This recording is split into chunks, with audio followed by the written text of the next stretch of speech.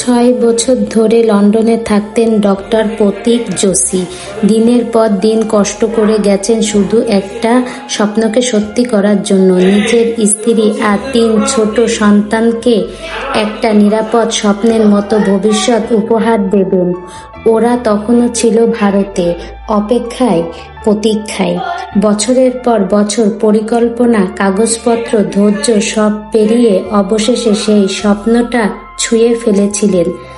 ঠিক 2 দিন আগে তার স্ত্রী ডাক্তার কুমি ব্যাস, যিনি নিজেও একজন চিকিৎসক, চাকরি ছেড়ে দিয়েছিলেন। ব্যাগপত্র গুছিয়ে শেষে কাছের মানুষের সঙ্গে চোখ ভেজানো বিদায় বেলা। সবকিছু তৈরি ছিল নতুন জীবনের শুরুটা জানান দিতে। সেদিন সকালে 5 জন মুখে ছিল হাসি, চোখে ছিল আলো, আর মনে ছিল অগণিত পরিকল্পনা।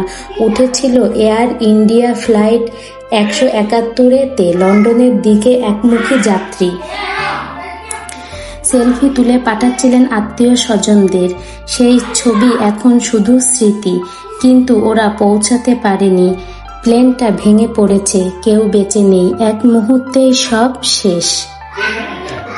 একটা গোটা জীবনের স্বপ্ন, ভালোবাসার অপেক্ষা, সবকিছু ছারখার। জীবন এতটাই নিষ্ঠুর, আপনি যতই পরিকল্পনা করুন না কেন, যতই স্বপ্ন দেখুন না কেন, সবকিছু একটুখানিতেই ধুয়ে ধুলো হয়ে যেতে পারে।